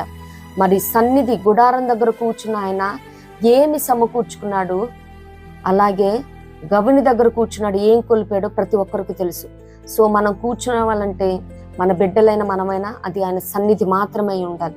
ఆయన సన్నిధిలో మనం గడిపే సమయం ఏది కూడా వ్యర్థమైపోకూడదు. ప్రతి క్షణం కూడా అది ఆశీర్దింపబడిన సమయమే. మరి ఈరోజు మన బిడ్డలు దైవ సన్నిధిలో కూర్చుంటున్నారా? అదొకసారి చూసుకోవాల్సిన బద్దులమై ఉన్నాం. ఆయన సన్నిధిలో వారు మోకరించాలి, వారు కూర్చోవాలి, ఆయన సన్నిధిని ఆనందించాలి, ఆయన సన్నిధిని అనుభవించడం బిడ్డలు నేర్చుకోవాల్సి ఉన్నది. 17th పాయింట్ చూసినట్లయితే లూకా సువార్త 2:47 ప్రజ్ఞా పాఠవాలు. మరి అండర్స్టాండింగ్ ఆ బిడ్డ చూపించిన మరి యేసయ్య వారిని క్వశ్చన్ చేస్తూ ఉన్నారు. ఎందుకు? లేఖనాల మీద ఆయనకున్న ప్రావీణ్యత. మరి ఈ దినాన మన బిడ్డలు అట్లీస్ట్ కంటత వాక్యాలన్నా తెలుసా? ఇంత ఎత్తెదిగారు బిడ్డలు. తెలుసా ఏమన్నా? తల్లిగా మనం ప్రతిదీ వారికి నేర్పించాలి. మరి యొక్కెబెదు గారు శత్రుకోటలో బిడ్డని ఏ రీతిగా పెంచింది? మరి ఉగ్గుపాలతోనే, ఇది కాదు నీ జనాంగం, నీ జనాంగం వేరే, నువ్వు రాజకుమారుడు కాదు అని తల్లి ఉగ్గుపాలతో పెంచినప్పుడు మోషే పెద్దవాడు. హెబ్రీ 11లో చూడగలుగుతాం కదా. హెబ్రీలో చూసినట్లయితే మోషే పెద్దవాడైనప్పుడు విశ్వాసమును బట్టి ఐగుప్తు ధనము కంటే క్రీస్తు విషయమైన నింద గొప్ప భాగ్యమని ఎంచుకొని అల్పకాలము పాపభోగం అనుభవించుట కంటే దేవుని ప్రజలతో శ్రమ అనుభవించుట మేలని యోచించి ఫరో కుమార్తెకు కుమారుడు అనిపించుకొని ఒప్పుకోలేదు. ఎలానగా అతడు ప్రతిఫలముగా కలుగబో బహుమానమందు దృష్టి ఉంచును. దేవునికి స్తోత్రం. మరి బిడ్డలు ఏ రీతిగా ఎదుగుతా ఉన్నారు? మన బిడ్డలు ఏ రీతిగా మరి ఈ లావిష్ లైఫ్కి, లగ్జరీ లైఫ్కి అలవాటు పడతా ఉన్నారా? కాదు. మోషే గారు మరి తను కావాలనుకుంటే ఫరో కుమార్తె యొక్క కుమారుడుగానే ఆ ప్యాలెస్లో ఉండవచ్చండి. కానీ ఏమాత్రం దానికి ఒప్పుకోలేదు. అక్కడ మరి అక్కడ నుంచి పారిపోయి, అంటే చిన్న తప్పు జరిగినా కానీ పారిపోయి మరలా దైవజనుడిగా వచ్చాడని. మిక్కిలి సాత్వి ఒక్క దెబ్బ కొడితే మనిషే చచ్చిపోయాడు. అంత కోపం ఉన్న అతను ఆ 40 ఏళ్ల ట్రైనింగ్లో మిక్కిలి సాత్వికుడయ్యాడంట. భూమి మీద ఉన్న వారిలో మరి దేవుడు ఏ రీతిగా మలిచాడో ప్రతి తల్లి కూడా మరి లేఖనాలను బట్టి వాళ్ళని పాలిష్ చేయాల్సి ఉంది. ఎక్కడికెక్కడి కక్కులు పెట్టి మరి పదును చేసినట్టు తల్లి కూడా లేఖనాల ద్వారా మందని కానీ బిడ్డల్ని కానీ ఖండిస్తూ ఉండాలి. వారు ఎక్కడ హెచ్చిపోవటానికి లేదు. మరి ఈ రీతిగా ఉండాలని మరి ఎందుకనుగా దేవుని వాక్యము బలము గలదే హెబ్రీలో ఉంటది కదా. ఆ రీతిగా మూలుగులను విభాజించినంత మట్టుకు దూరుచు 4 12 ఎందుకనగా దేవుని వాక్యము సజీవమై బలము గలదే, రెండంచులు గల ఎటువంటి ఖడ్గము కంటే వాడిగా ఉండి ప్రాణాత్మలను కీళ్లను మూలుగును విభజించినంత మట్టుకు దూర్చు హృదయం యొక్క తలంపులను ఆలోచనలను శోధించుచున్నది. మరి ఇవన్నీ ఎప్పుడు జరుగుతుంది? దేవుని వాక్యం మనం పట్టు ప్రావీణ్యత కలిగే అండర్స్టాండింగ్ అర్థం చేసుకున్నప్పుడు, వాటిని మనం అప్లై చేస్తున్నప్పుడు మన జీవితంలో మరి ఈ శక్తి గల కార్యాలను మనం చూడగలుగుతాం అనమాట. మన బిడ్డలు కూడా ఈ వాక్య బలాన్ని అనుభవించాలంటే ముందు వారు తెలిసి ఉండాలి, వారు ఎరిగి ఉండాలన్నమాట. మరి మోషే గారు కూడా, పౌలు గారు కూడా, గమలీయేలు పాదాల యొద్ద పౌలు గారు మరి అన్నిట్లో ఏ రీతిగా ట్రైనింగ్ చేసి ఉన్నారో లేఖనాల యందు కూడా మన బిడ్డలు చాలా వెల్ వర్స్ అవ్వాల్సి ఉన్నదన్నమాట. అలాగే 18 చూసినట్లయితే 18వ పాఠము లూకా 2:48. మరి బిడ్డ కోసం తల్లి వెతుకుతా ఉన్నది. అక్కడ నిలిచిపోయారు కదా, యెరూషలేములోనే కూర్చొని బోధకుల మధ్య కూర్చొని ఉన్నారు కదా. ఆ విషయంలో చూసినట్లయితే ఎక్కడికి వెళ్ళిపోయాము, నీ తండ్రి నేను వెతుకుతా ఉన్నామని దుఃఖంతో అడుగుతా ఉన్నది. మరి అటువంటి భారము బిడ్డలేడ నీకుందా? సర్చ్ ఇన్ యాంగ్జైటీ, యాంగ్జియస్గా వెతకాలన్నమాట. బిడ్డలు ఎక్కడున్నారు? మరి దేవుడు నన్ను ప్రేమించి ఇచ్చిన బిడ్డలు ఎక్కడ? నాకు నమ్మకంతో ఇచ్చిన నా బిడ్డలు ఎక్కడ? ఆత్మీయ బిడ్డలు ఎక్కడ అని మరి ఆ దుఃఖం ఉందా? మరి బిడ్డలు తప్పిపోతారు. ఎందుకంటే ప్రతి బిడ్డ యూనిక్. అది మంచిలో కానీ చెడులో కానీ ఒక బిడ్డ ఉన్న స్వభావం ఇంకో బిడ్డకు ఉండదు. కొంతమంది మూర్ఖంగా ఉంటారు, చెడు మార్గంలో ఆకర్షితులు అవుతారు. మరి వెతుకుతుందంటే ఒక మనిషి ఇక్కడ నేను యేసయ్య తప్పిపోయాడు అని మాట్లాడట్లేదు. అక్కడున్న లేఖనాన్ని మన జీవితంలో మనం నేర్చుకునే పాఠంగా మాత్రమే చెప్తున్నాను. వెతకటం అంటే తప్పిపోయిన బిడ్డ కోసమే కదా వెతుకుతాము. మరి అక్కడ ఆ తండ్రి అయితే ఆ ఉపమానంలో చెప్పబడిన రీతిగా తండ్రి తప్పిపోయిన కుమారుడు వచ్చేదాకా వేచి చూచాడు, కానీ తల్లి ప్రేమ నిలవనీయలేదు. తల్లి వెదకుచు దుఃఖంతో తిరుగుతా ఉన్నది. మరి ఎంత భారం అండి. మరి తల్లిగా మరి తప్పిపోయిన బిడ్డల్ని దూషిస్తూ ద్వేషిస్తూ శపిస్తూ వాళ్ళు నాశనం అయిపోతారు. మరి మమ్మల్ని విడిచిపెట్టి వెళ్ళారు, మరి ఈ సమయంలో వాళ్ళు ఉంటే ఆదరణగా ఉండేదని వాళ్ళని శపిస్తా ఉన్నావా? లేదు లేదు తల్లి. మరియమ్మ తల్లి దగ్గర నుంచి మనం నేర్చుకోవాల్సింది దుఃఖంతో వెతుకుతా ఉన్నదంట. ఎంత ప్రేమ నిజంగా తల్లికి ఆ లక్షణాలను బట్టే మరి అనాది కాల ప్రణాళికలో తను సెలెక్ట్ చేయబడింది. మరి బిడ్డలు తప్పిపోయిన బిడ్డల కోసం కన్నీటితో మరి సెయింట్ అగస్టస్ గారు తల్లి ఏ రీతిగా నా తల్లి కన్నీటి ప్రవాహంలో పరలోక రాజ్యానికి కొట్టుకొని వచ్చానంటున్నాడు ఆ కుమారుడు. ఆ రీతిగా మరి ఆయనే అంటాడు, ప్రార్థించే తల్లినివ్వండి, లోకంలో గొప్ప రెవల్యూషన్ తెస్తాను, లోకాన్ని రక్షించవచ్చంట ప్రార్థించే తల్లి ఉంటే. అగస్టస్ గారు ఆ స్టేట్మెంట్ చేస్తారు. మరి నీ తల్లిగా ప్రార్థన బట్టి మరి తప్పిపోయిన బిడ్డల్ని సమకూర్చగలుగుతున్నావా? వారిని వెతుకుతున్నావా నీ ప్రార్థనలో? మరి అడుగుడి మీకు ఇప్పుడు వెతుకుడి మీకు దొరుకునని యేసే కొండ మీద ప్రసంగంలో చెప్పారు కదా. వారిని ఏ మాత్రం దూషించొద్దు, ద్వేషించొద్దు, నాశనాలు శాపనార్థాలు అసలే పెట్టొద్దు. మా కన్నీరు వారికి తగులుతుంది. వారు వ్యర్థమైపోతే, వారి నాశనం అయిపోతే నీకు క్షేమమా? నీ బిడ్డే కదా వాళ్ళు, నిన్ను ప్రేమించి నీకు నమ్మకంతో ఇచ్చిన వాళ్ళే కదా. ఏ తల్లి కూడా దయచేసి ప్రతి తల్లి కూడా చేతులు జోడించి చెప్తాను, ఈ ధ్యానాంశం ప్రకారం మనం నేర్చుకోవాల్సింది ఒకటే, ఎవరిని విమర్శించేద్దామని కాదు, కానీ నాకు కూడా గొప్ప పాఠం. మరి బిడ్డల్ని ఏ రీతిగా పెంచుతా ఉన్నాం? కోపంతో ఆవేశంతో ఊగిపోయి బిడ్డల్ని గాయపరుస్తున్నామా? గాయపరిచే మాటలు, మరి భవిష్యత్తుని పాడు చేసే మాటలు పలుకుతా ఉన్నామా? లేదు తల్లి. మనం ఆమె నోరు తెరిచి కృపగల ఉపదేశం చేయనని జ్ఞానవంతులైన స్త్రీ గురించి బోధిస్తున్నట్టు మరి సామెతలు 31లో మనం నోరు తెరిచి శాపనార్థాలు కాదు, ఒక తల్లిగా కృపగల మాటలు, బలపరిచే మాటలు, అలసిన వారిని ఊరడించే మాటలు తల్లిగా మరి మనం చెప్పాల్సింది. మరి దుఃఖంతో తప్పిపోయిన బిడ్డను వెదకాల్సి ఉన్నదన్నమాట. తండ్రి అయితే వేచి చూచాడు, కానీ తల్లి ఆగలేకపోయింది. వెతుకుతా ఎక్కడికి వెళ్ళిపోయాను ఆయన అని మరి బిడ్డని మరి కౌగిలించుకొని, నిజముగా అంత ప్రేమ తప్పిపోయిన బిడ్డల పక్షంగా ప్రతి తల్లి కూడా కలిగి ఉండాలి. మరి ప్రేమతోనే సాధించుకోగలుగుతాము. పగతో ఏమీ సాధించలేమండి. మరి యేసయ్య చూపించిన మార్గం కూడా అదే. మరి నేటి దినాలలో ఎన్నో అఘాయిత్యాలు క్రైస్తవుల మీద జరుగుతున్నప్పటికీ ఆయన నేర్పించిన మరి శాంతి మార్గంలోనే ప్రతి క్రైస్తవుడు ఉన్నారు. మరి ఒక క్రిస్టియన్ తల్లిగా, ఒక విశ్వాసి అయిన మరి తల్లిగా, ఒక ఆత్మీయ తల్లిగా మరి తప్పిపోయిన బిడ్డల్ని ఏమాత్రం కూడా వారు అలా అయిపోవాలి ఇలా అయిపోవాలని దూషించొద్దమ్మా, ద్వేషించొద్దమ్మా. వారు పాడైపోతే, వారి కుటుంబాలు పాడైపోతే అది నీకు కూడా క్షేమం కాదు. నీకే కదా నమ్మకంగా ఇచ్చింది బిడ్డల్ని. వెతుకు, కన్నీరు కార్చు. మరి 99 గొర్రెలున్నా కానీ ఒక్క గొర్రె కోసం ఆ కాపరి ఎంతగా ప్రయాసపడతారో తల్లిగా ఆ బాధ్యత నీపై నాపై ఉంది. 19వ పాయింట్ చూసినట్లయితే లూకా 2:49. మరి అక్కడ యేసే అంటారు, నా తండ్రి పని మీద నేను ఉన్నాను కదా అని. తండ్రి పని, అలాగే ఫాదర్స్ హౌస్, ఆ ఫాదర్ దేవుని పని మీద మరి మనల్ని ప్రేమించి ఇచ్చిన ప్రతి బిడ్డ కూడా దేవుని పనిలో ఉండాలని ప్రతి తల్లి కూడా కోరుకోవాలి. ఒక బిడ్డ పరిచర్లో ఉంటాడులే, ఇంకో బిడ్డ జాబ్ చేసి స్పాన్సర్గా ఉంటారు, పరిచర్య విస్తరించబడుతుందని. పని ఆయనది, ఆయన వనరులు ఇచ్చే పని చేయిస్తాడు. మరి మనం పని చేసుకుంటూ వెళ్తే మనకి అవసరమైనవి ఆయనే సమకూరుస్తాడు. ప్రతి బిడ్డ కూడా పరిచర్యలో ఉండాలని ప్రతి తల్లి కూడా కోరుకోవాలి.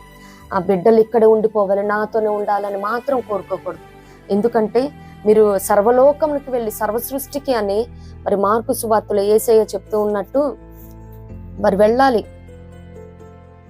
సర్వలోకంకి వెళ్ళి సర్వసృష్టికి సువార్తను ప్రకటించాలి. నమ్మి బాప్తిసం పొందినవాడు రక్షింపబడను, నమ్మని వానికి శిక్ష విధింపబడను. మరి మార్కు 15:16 మనం చూస్తూ ఉంటాం. మరి యేసయ్య చెప్పిన ఆజ్ఞ ఇది.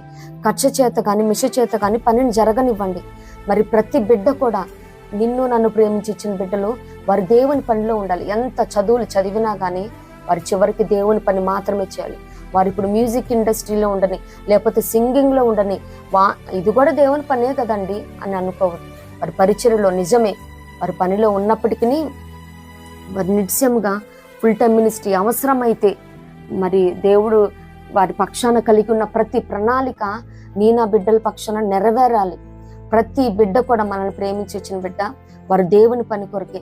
మరి కోత విస్తారము కోసేడు వారి కోసం తండ్రిని వేడుకొనమని లేఖనాలు ఉన్నాయని మనం వేడుకోవటం మాత్రమే కాదు, కానీ నీకు నాకు ప్రేమించి ఇచ్చిన బిడ్డలు కూడా మరి ఆయన పనిలో ప్రయాసపడాలని కోరుకోవాలి. నిశ్చయముగా మరి యొకోబేదు గారు 3 బిడ్డలు ఇజ్రాయెల్ నడిపించడానికి నాయకులుగా దేవుడు చేసుకున్నాడంట. మరి మీకా 6:4 చూచినట్లయితే ఐగుప్తు దేశంలో నుండి నేను మిమ్మల్ని తప్పించి తిని, దాసగృహంలో నుండి మిమ్మల్ని విమోచించి తిని, మిమ్మల్ని నడిపించుటకై మోషే, అహరోను, మిరియాములను పంపించి తిని. మరి ఆ తల్లి చూసారా, ఒక్క తల్లి 3 బిడ్డల్ని మరి ఆ ఇనుప కొలిమి నుండి విడిపించడానికి గొప్ప నాయకులుగా ప్రయోజకులుగా చేసింది. ఏ బిడ్డ కూడా తప్పిపోకూడదండి. మనకి ఎంతమంది బిడ్డలను ఇస్తే అంతమంది బిడ్డలు ప్రభు పాదాల చెంత వారు ప్రయాసపడాలి. మరి నేటి తరంలో ఉన్న సేవకులను బట్టి నేను చాలా సంతోషిస్తా ఉన్నాను, ప్రభుని స్తుతిస్తా ఉన్నాను.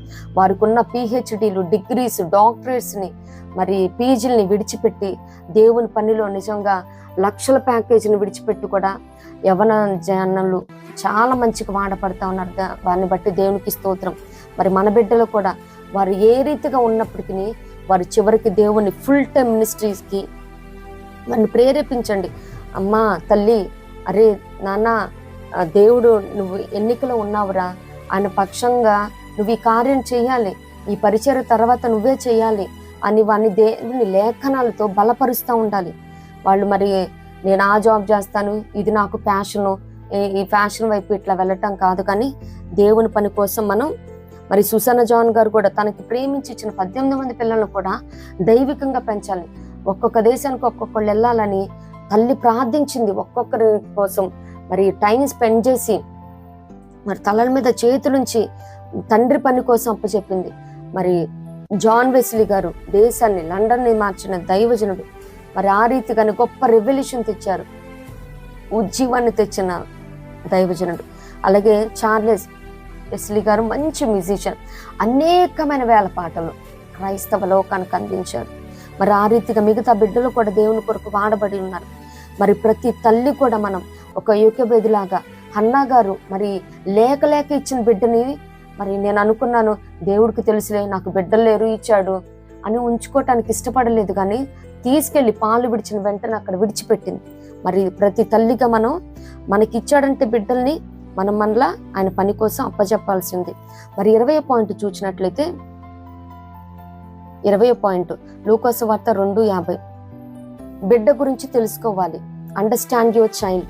మరి అక్కడ చూసినట్లయితే యేసయ్య నా తండ్రి పనిలో ఉన్నాను నీకు తెలియదా అంటే అది ఆవిడ ఏమి గ్రహించలేకపోయింది అని లేఖనాలు సెలవిస్తా ఉన్నాయి.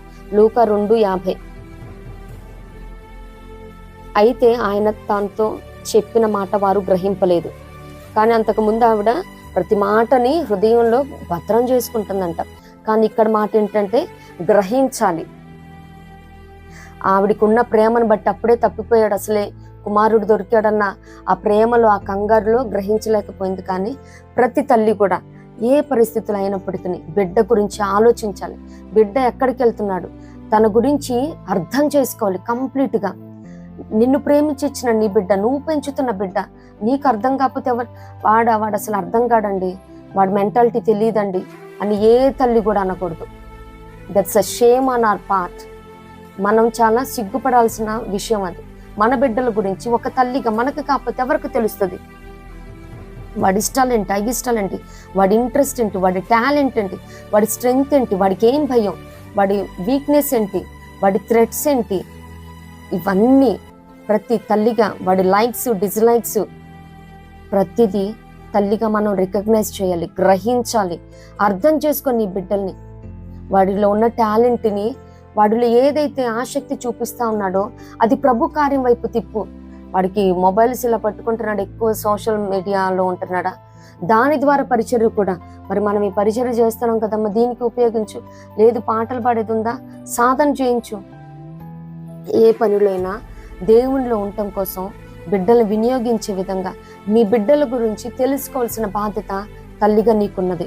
మరి ఇప్పుడే బాల్యదినంలోనే మొక్కే వంగనిది మానే వంగునని వాడు కొంచెం ఏదైనా అటు ఇటుగా ఉంటే చిన్ననాటి నుండే వాడిని సెట్ చేసుకుంటూ రావచ్చు. మరి వంగిపోతున్న మొక్కకి ఒక కర్ర పెట్టి దాన్ని తాడుతో కడతాడు, అది స్ట్రైట్గా వెళ్తుంది. అలాగే ఎప్పుడు మనం అర్థం చేసుకుంటూ పక్కనే వాడికి సపోర్ట్గా మనం నిలుస్తూ ఉన్నప్పుడు మార్గం తప్పడు. బాలుడు నడవలసిన త్రోవను నేర్పు, వాడు పెద్దవాడైనప్పుడు దాని నుండి తొలగిపోయినట్టు తల్లి ఎప్పుడు పక్కనే ఉండాలి, వాడిని అర్థం చేసుకుంటాను, వాడు ఎవ్రీ మూమెంట్ గ్రహిస్తూ ఉండాలన్నమాట. అలాగే 21 చూసినట్లయితే పాఠము 21వ పాఠం యోహాను 2:2.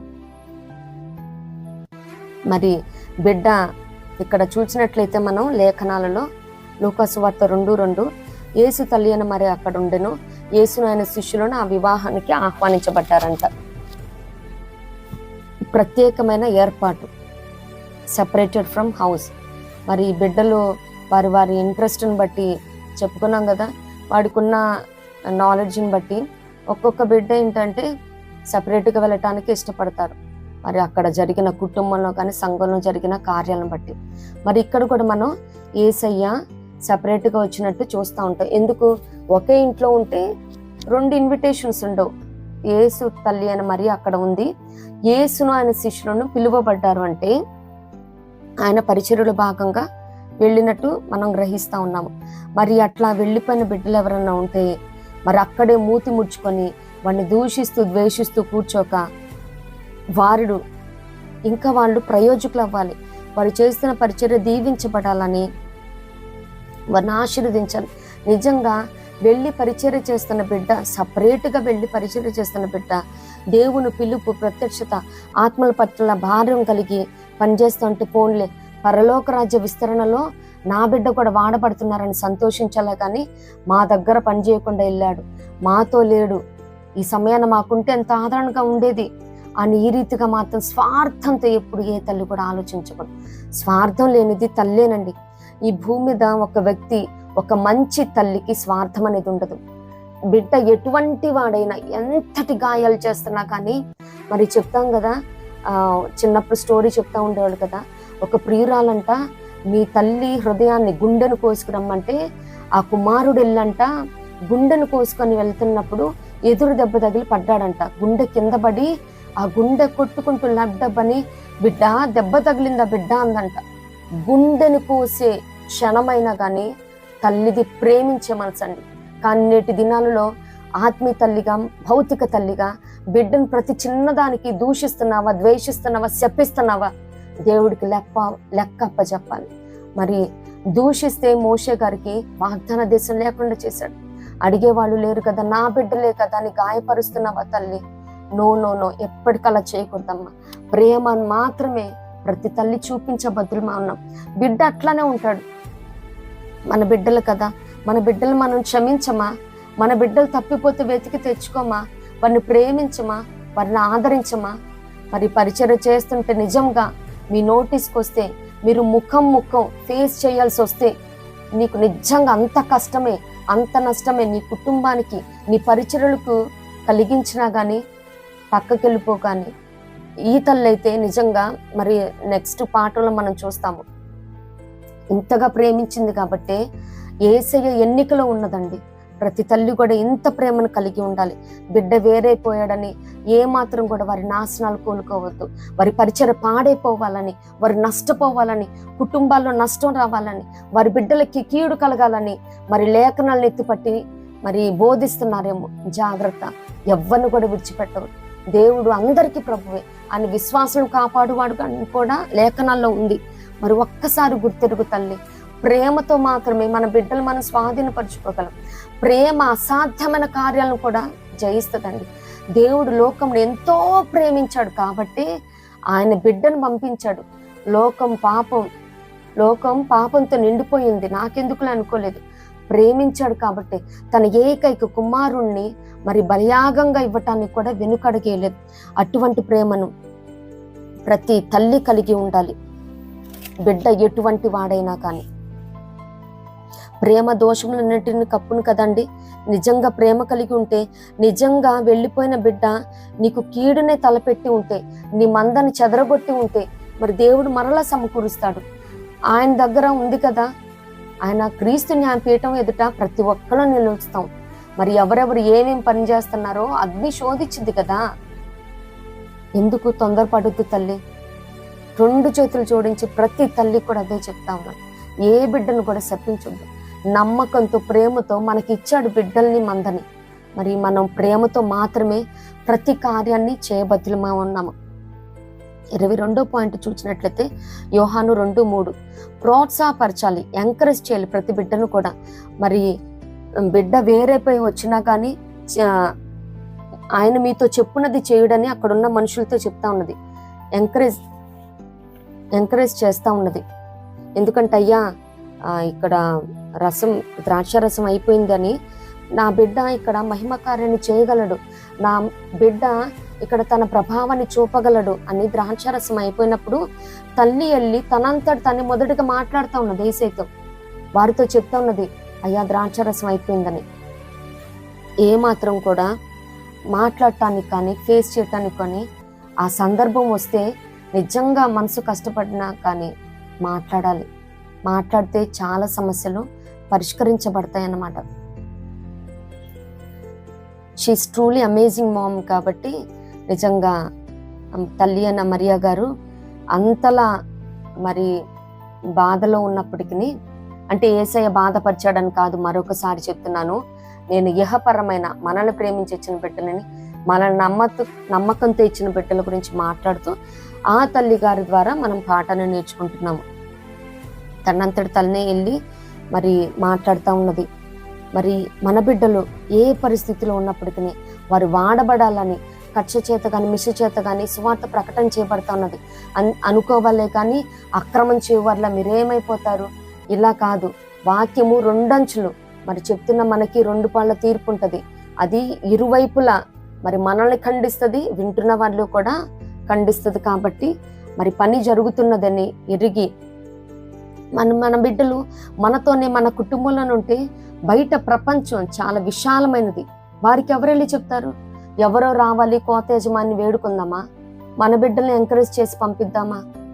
నిజంగా బిడ్డలో ఇప్పుడు నీ బిడ్డలో నీ మందకాన్ని ఎవరైనా ఇంట్రెస్ట్ ఉన్నది అని నువ్వు గ్రహిస్తే, మరి చెప్పుకున్నాం కదా, బిడ్డల్ని ఎరగాలి, వారిని అండర్స్టాండ్ చేసుకొని, నో యువర్ చిల్డ్రన్. నీ బిడ్డలు ఏ విషయాలలో ఆసక్తి కనపరుస్తూ ఉన్నారో వారి ఆసక్తిని బట్టి వారిని ప్రేమించి ఆశీర్వదించి అభిషేకించి పంపించు. నీకే కదా పేరు.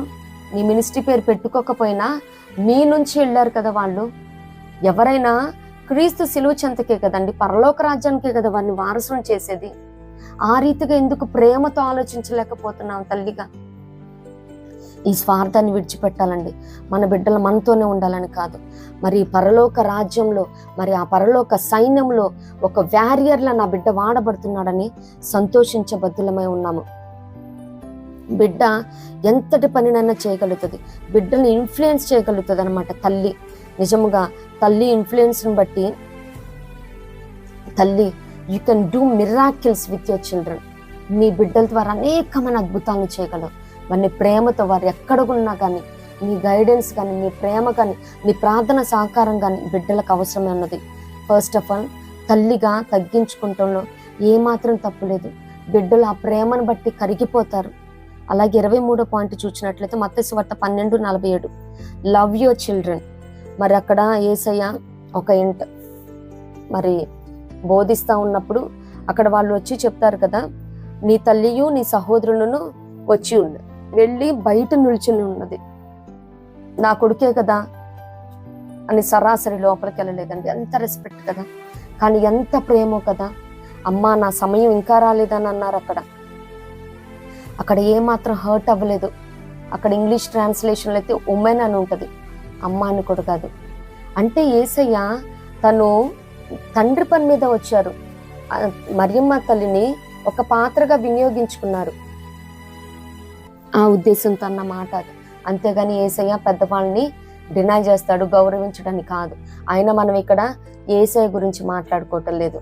ఆయన గురించి మాట్లాడే ధ్యానించే ధైర్యం కూడా నాకు శక్తి చాలదు. మనం మన బిడ్డల కోసం అలాగే అక్కడ ఉన్న లేఖనం మీద మనం ధ్యానించుకుంటా ఉన్నాము. మరి బిడ్డ ఎంత హర్ట్ చేసినా కానీ తల్లి వెతుక్కుంటూ వెళ్ళింది, మరి సహోదరుని తోడు తీసుకుని వెళ్ళింది. మరి వేచి చూడలేదు, బిడ్డ వచ్చిందాకా బిడ్డను వెతుకుతా వెళ్ళింది. ఆ ప్రేమ నిలవనీదండి. నిజంగా ప్రేమ కలిగిన తల్లి అయితే, నిజమైన తల్లి అయితే, నా నిజమైన కుమారుడని తిమోతి గారి గురించి పౌలు గారు చెప్తున్నట్టు, నిజమైన తల్లి అయితే ప్రేమ దోషాలన్నిటిని కప్పుతుంది. బిడ్డను వెతుక్కుంటా వెళ్ళింది. నిజంగా ఆమె మాత్రం ఏం ఎక్స్పెక్ట్ చేయలేదు. The one and only person who does not expect respect from anyone, మరి ముఖ్యంగా బిడ్డల నుంచి.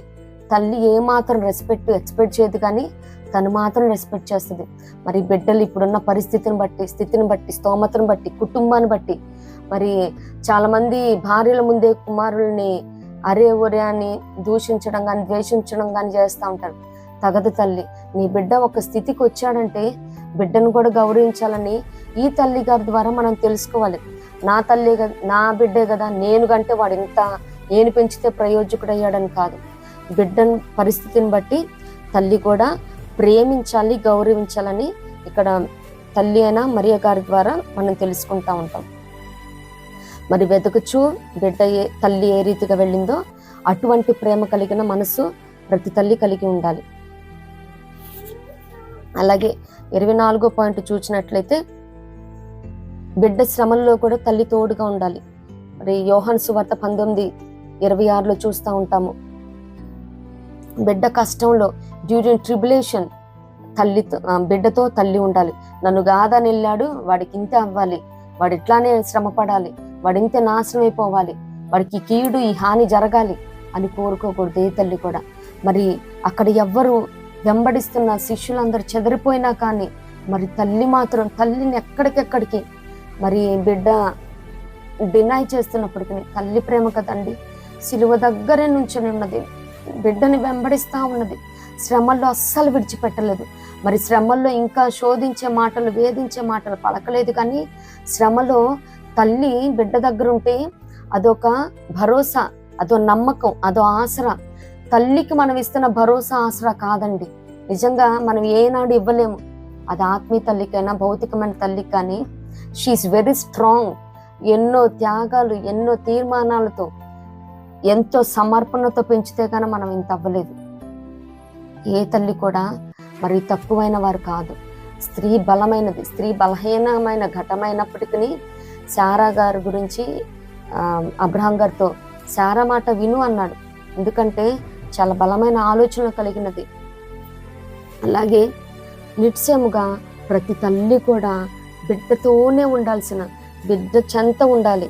బిడ్డకు అదొక ధైర్యం, నమ్మకం, నా తల్లి ఉంది, దట్స్ మోర్ దెన్ ఇనఫ్. ఈ శ్రమను నేను ఎంతైనా నేను జయించగలుగుతాను, ఈ ఆపద నుంచి మరి ఈ ఉగ్రత నుంచి నేను తప్పించబడతాను అని తల్లి చెంతనుంటే బిడ్డకు ధైర్యం. మరి ఏ విషయంలో కూడా మరి ఆ విషయంలో కూడా వాడు అట్టయిపోవాలి ఇట్టయిపోవాలని మాత్రం శపించొద్దండి. ఏ తల్లి కూడా బిడ్డలో ప్రయోజకులు అవటమే ప్రతి తల్లి కోరుకుంటది కదా.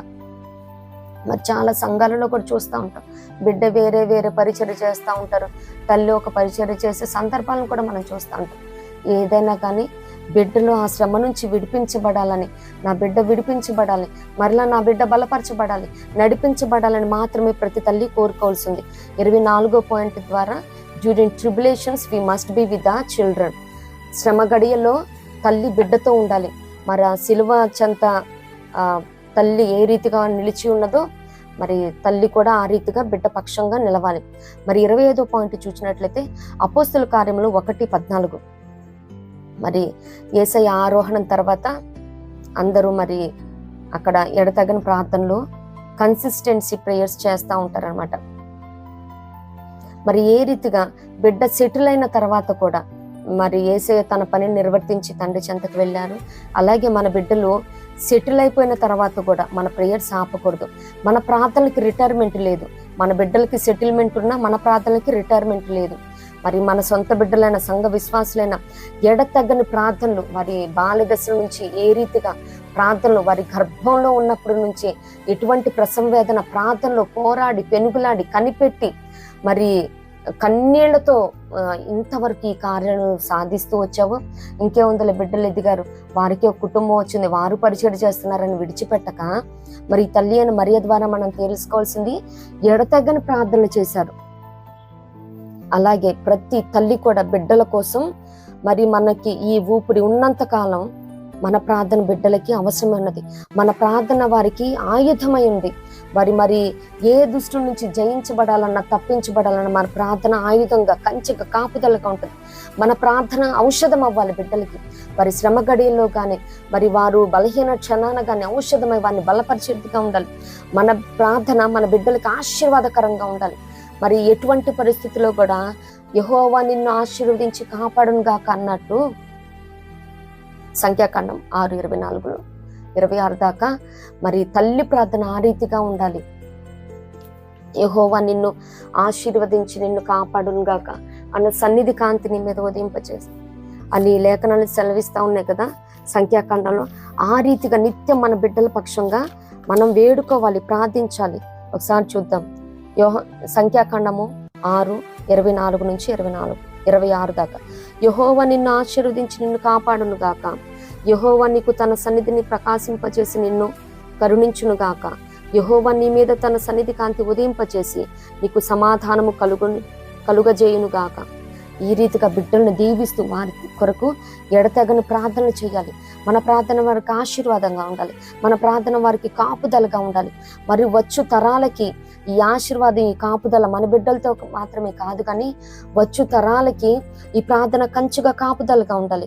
మరి తల్లిగా తనువు చాలించినా కానీ ప్రార్థన ఆ చేస్తున్న విజ్ఞాపనలు అవి స్థిరమైనవి, అవి బలమైనవి, అవి సజీవమైనవి.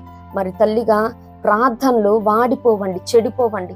అవి ఎప్పటికీ కూడా మన బిడ్డలకి ఆశీర్వాదంగా కాపుదలగా ఉంటాయని మరి తల్లి అయిన మరియ ద్వారా ఈ 25 పాఠాలను మనం నేర్చుకున్నాం.